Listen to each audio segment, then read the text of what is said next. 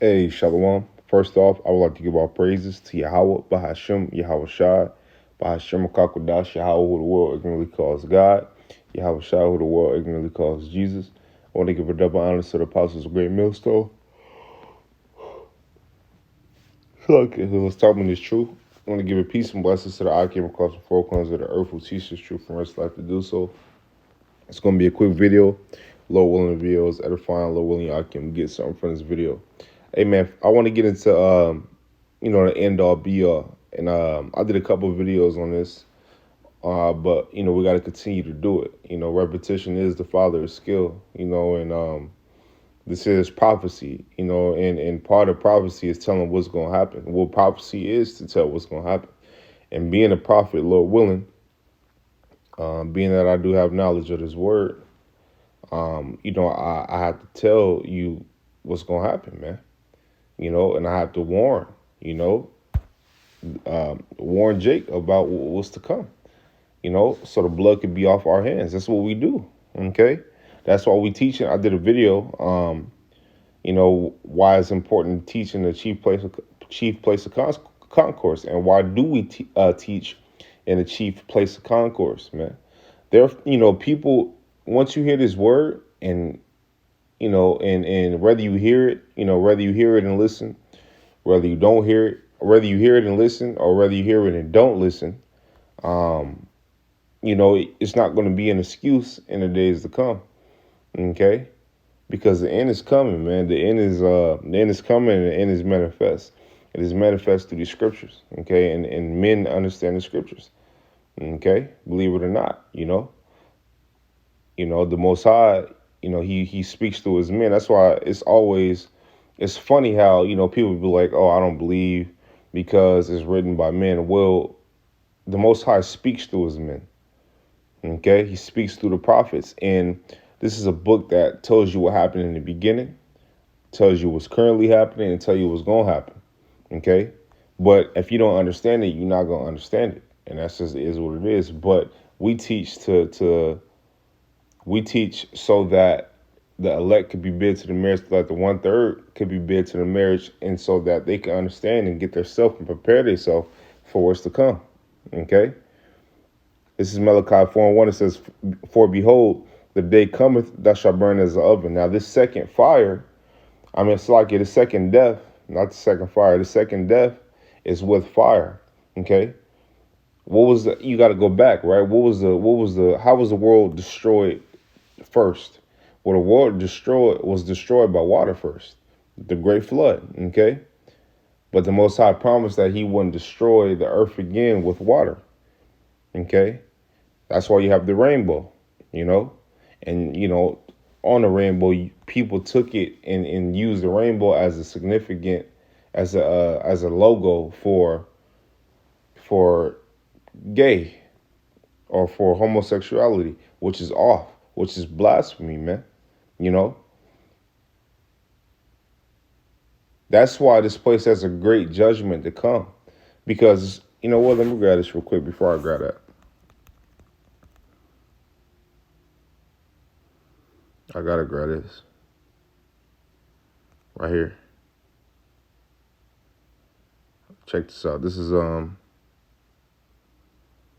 2 Peter 2:6. It says, and turning the cities of Sodom and Gomorrah into ashes, condemn them with an overthrow, making them an ensample, which means example, unto those that after shall live ungodly. So this place was supposed to view that place as an example of how not to live, man.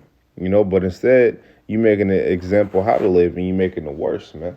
You making it worse. You making it okay, for certain things to happen. And you making it okay for homosexuality to happen. You pushing it. This place pushes it. Okay. And then you take the scriptures, right? You take a covenant that the Most High have, and you use it to further push your agenda. Okay. That's off, man. That's off. And guess what? This place has to be destroyed for that. Okay. There's Malachi 4 and 1. It says, "For behold, the day cometh that shall burn as an oven, and all the proud yet, and all that do wickedly shall be stubble." And it says, "And the day that cometh shall burn them up, saith the Lord Yahweh of hosts, that it shall leave them neither root nor branch." So the day coming is going to burn people up, man. You know, it's going to burn people up. And you got to understand, well, how is it going to burn people up? Well, scriptures tell you how it's going to burn people up. When you go into second edges, which we'll get, I always get it, and hopefully I'm making it make sense, right? We always get it. Let me grab it. 16. You know, we always get it, and we prove ourselves with these scriptures. And if you don't understand it, it's just on you. That's just on you if you don't understand it. But just because you don't understand it, or you understand it and don't want to follow it, it ain't our fault. Okay, because you heard the message. Okay, this is second Ezra 16, and I'll start at 12. It says, "The earth quaketh, and the foundations thereof, the sea arises up with waves from the deep, and the waves of it are troubled, and the fishes thereof also be before the Lord, and before the glory of his power. For strong is the right hand that bendeth the bow. His arrows that he shooteth are sharp, and shall not miss when they begin to be shot to the ends of the world." So an arrow is going to be shot from one part of the earth to the other part of the earth. Okay, check this out. It says, "Behold, the plagues that blows up things." Okay, it says, "Behold, the plagues are sent, and shall not return again until they come upon the earth. The fire is kindled and shall not be put out till it consume the foundations of the earth." Check this out. It says, "Like as an arrow which is shot of a mighty archer returneth not backward, even so the plagues that shall be sent upon the earth shall not return again." Okay, so you got to understand what you got to ask yourself, right? What is that plague? What is that arrow that's going to be sent from one part to the other part? And then when you line that up where it says the beast shall hate the whore, right? Then when so you line it up to where it's a specific place that no man will ever dwell again. That's this place. If you look at every other kingdom, right? If you look at every other kingdom, this kingdom matches that kingdom, man. Times 100. Okay, you know, it promotes it. It promotes whoredom. Hold on 1 second. Right here, it promotes whoredom. It promotes, it promotes homosexuality. It promotes whoredom. It promotes sin. It promotes wickedness. It promotes, you being. It just promotes everything contrary of the law. Okay, but it's set up like that, and the reason why it's set up like that is because scriptures tell you that the earth is given into the hands of the wicked. So the wicked can only do wicked. The wicked can't do righteousness. Okay, because it's not in the wicked to do righteousness. Okay, this is Isaiah 24:19. I'm sorry, it says, "The earth is utterly broken down. The earth is clean dissolved. The earth is moved exceedingly." This is 20. It says, "The earth shall reel to and fro like a drunkard." So the earth is going to reel to and fro like a drunkard. But when you read that, right, this is something that your pastor will probably never tell you. When you read that, you got to ask yourself, okay, well, what device is going to make the earth rock to and fro like a drunkard, or reel to and fro? Like when somebody gets super drunk, right, and they stumbling all over the place, what's going to make the earth do that? What's going to make the earth rock to and fro? Okay, it says, "And shall be removed. And shall be removed like a cottage, and the transgression thereof shall be heavy upon it, and it shall fall and not rise again." Man, and this place is going to fall and not rise again. Okay, it says, "No man shall dwell there again." Man, let me grab this real quick. Matter of fact.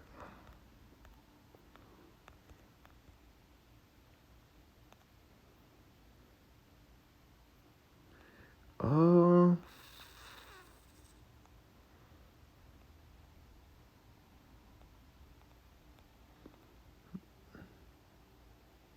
Give me 1 second. I'm looking.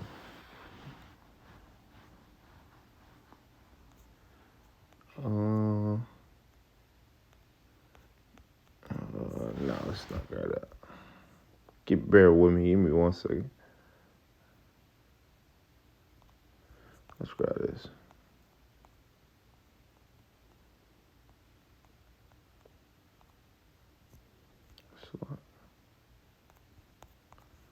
Right here. Let's grab this real quick. This is Zechariah 14:12. It says, "And this shall be the plague wherewith the Lord Yahweh will smite all the people that have fought against Jerusalem.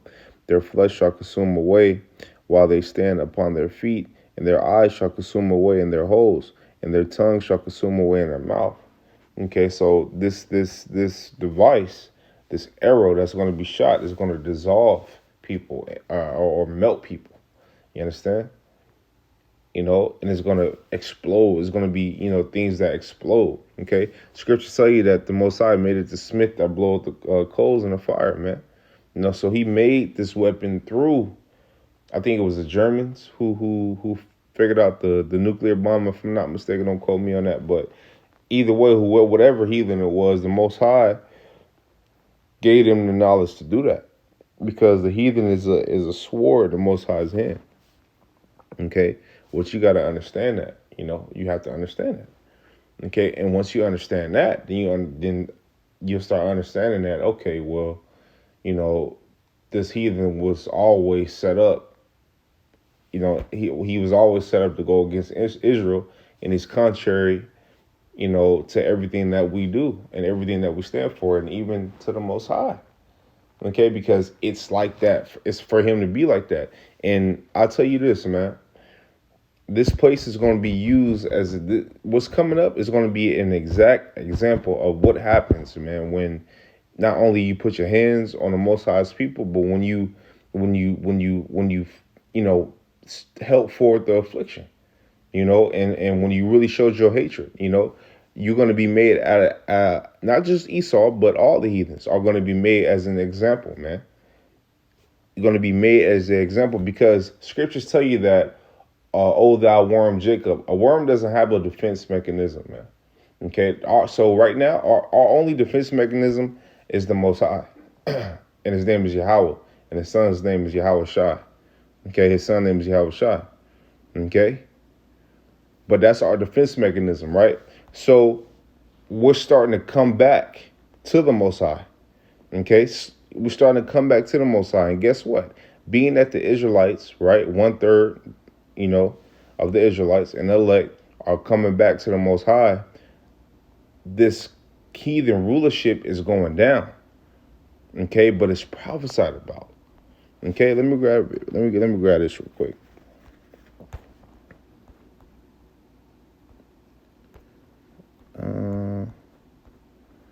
Let me see. Where is that?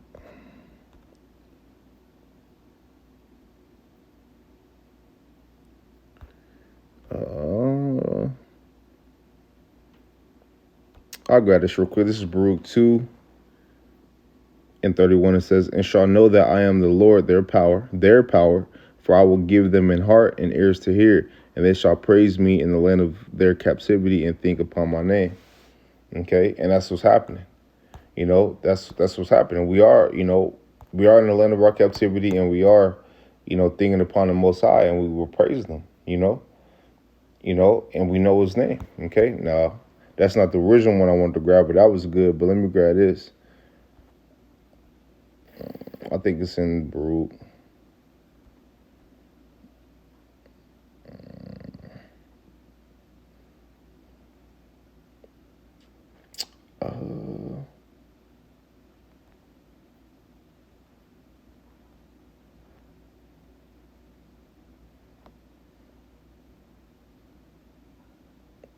Slovakia, brothers, bear with me.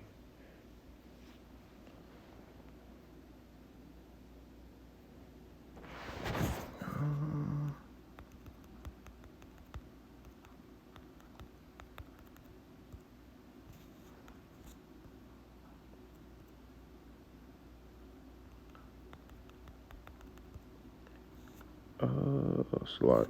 1 second, I can.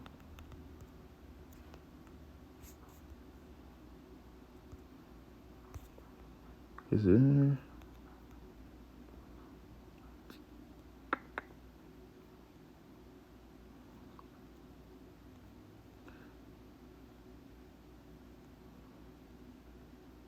Bear with me.